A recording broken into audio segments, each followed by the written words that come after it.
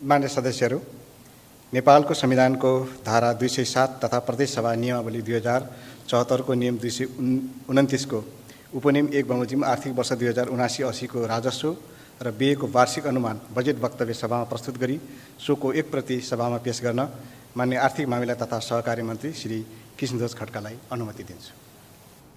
माननीय सभामुख महोदय, संघीय लोकतान्त्रिक गणतन्त्र नेपाल लुम्बिनी प्रदेश सरकार को आर्थिक मामिला तथा सहकारी मंत्री को हैसियतले नेपाल को संविधान धारा 207 बमोजिम यस गरिमामय सभामा प्रदेश सरकार को आर्थिक वर्ष 2079-80 को वार्षिक बजेट प्रस्तुत गर्ने अनुमति चाहन्छु। पर्यटन, कला र संस्कृति। प्रदेशमा रहेका पासी, चमार, हरिजन, तेली, धोबी, चिदिमार, कुमाल, नटुवा, गन्धर्व, कुसुण्डा, बादी लगायत लोपोन्मुख सीमान्तकृत परम्परागत पेशा एवं संस्कृतिको अध्ययन, अनुसन्धान र समस्याको पहिचान गरी संरक्षण, सम्वर्धन र सशक्तिकरण कार्यक्रम कार्यान्वयनका लागि रु 10 करोड 80 लाख विनियोजन गरेको छु। ग्रामीण क्षेत्रमा रहेको समुदायको पहिचान झल्कने परम्परागत पेय पदार्थ र मौलिक खानाको उत्पादन, गुणस्तर परीक्षण, बजारीकरण र ब्रान्डिङ गरी व्यावसायिक उत्पादनलाई प्रवर्धन गरिनेछ। पेटेन्ट अधिकार प्राप्तिको लागि सङ्घीय सरकारसँग समन्वय गरिनेछ।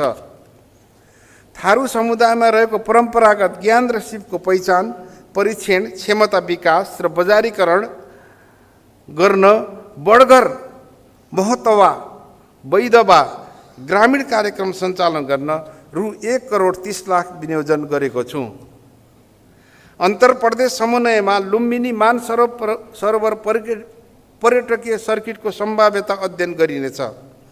विश्व सम्पदा सूचीमा परेका र प्रसिद्ध धार्मिक, सांस्कृतिक, ऐतिहासिक, पुरातात्विक तथा मनोरम प्राकृतिक क्षेत्रहरूको विकास गरी पर्यटन प्रवर्धन गरिनेछ।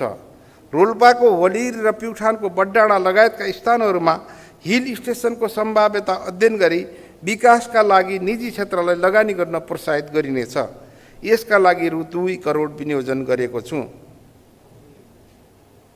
ग्रामीण पर्यटन प्रवर्धन गर्न होमस्टेलाई स्थानीय संस्कृति, वेशभूषा, मौलिक तथा परम्परागत पेशा, अर्ग्यानिक तथा घरेलु उत्पादनमा आबद्ध गर्न सञ्चालकहरूको क्षमता विकास र शहरी पर्यटन प्रवर्धनका लागि टुरिज्म जोन घोषणा गरी प्रदेशका प्रमुख पर्यटकीय स्थललाई राष्ट्रिय स्तरको पर्यटन गन्तव्यको रूपमा विकास गरिनेछ। लुम्बिनी गुरी योजना अनुरूप अन्तर्राष्ट्रिय बौद्ध विहार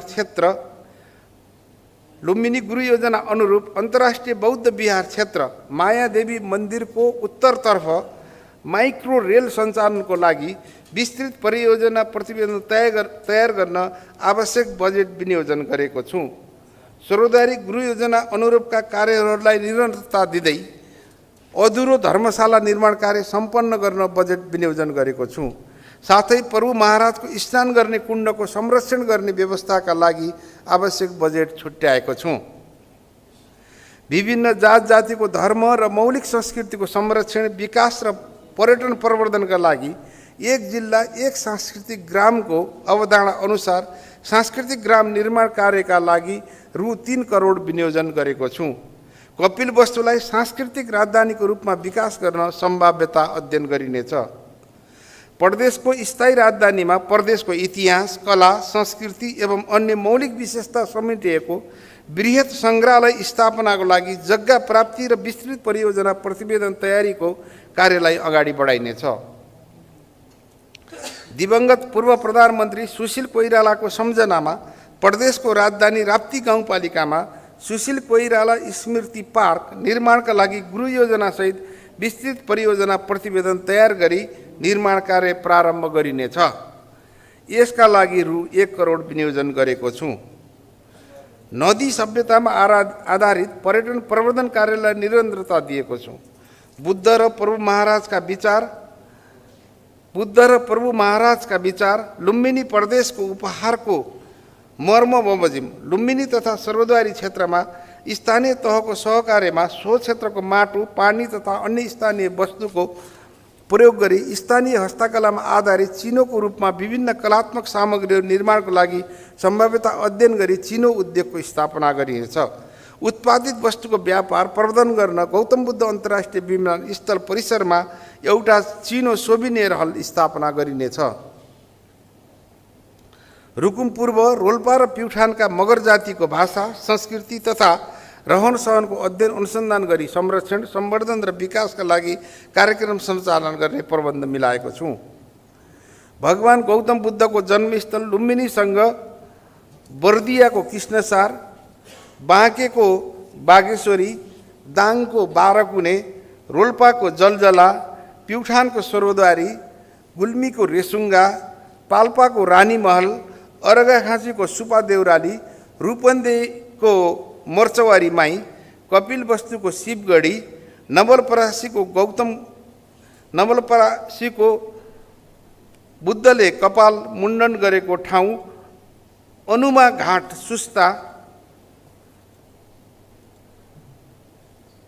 र गौतम बुद्ध स्तूपा, रुकुम पूर्वको ढोरपाटनलाई ऐतिहासिक, धार्मिक र प्राकृतिक 2200-2400 सर्किटका गन्तव्य स्थलको रूपमा विकास गर्न बजेट विनियोजन गरेको छु।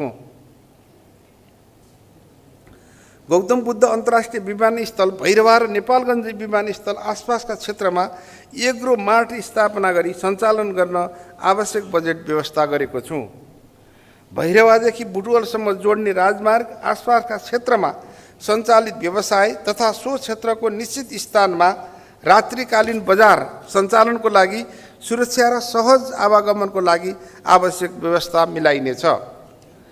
पर्यटन विकास परिषद मार्फत पर्यटन क्षेत्रको विकास, प्रवर्धन र प्रचार प्रसार कार्यक्रम सञ्चालन गर्न रु 6 करोड विनियोजन गरेको छु। ग्रामीण क्षेत्रहरूमा प्रचलनमा रहेका संस्कृतिलाई जगेर्ना गर्न सांस्कृतिक क्लबहरू स्थापना र प्रवर्धन गरी पाल्पाको श्रीनगर र नुवाकोटमा सांस्कृतिक डबली मार्फत ग्रामीण संस्कृतिको प्रदर्शन तथा प्रचार प्रसार गरिनेछ। पाल्पा दरबार सङ्ग्रहालयलाई सौन्दर्यीकरण गरिनेछ। रोल्पाको टिला जनयुद्ध सङ्ग्रहालय र रुकुम पूर्वको चुनबाङ शान्ति सङ्ग्रहालय लगायत प्रदेशभित्रका गढी, कोट तथा दरबारको एकीकृत गृह योजना तयारी, संरक्षण र स्तरोन्नतिका लागि आवश्यक बजेट विनियोजन गरेको छु। विभिन्न मठ, मन्दिर, मस्जिद, कब्रस्तान, चर्च, सब्दा, गृह, क्रियापुत्री भवन, ईदगाह जस्ता संरचनाहरूको निर्माण तथा मर्मसम्मार गरिनेछ। काष्ठकला, धातुकला, पत्थरकला तथा ललित कलाको विकास र अन्य लोपोन्मुख भाषा, कला र संस्कृतिहरूको संरक्षण र प्रवर्धनको लागि आवश्यक बजेटको व्यवस्था मिलाएको छु।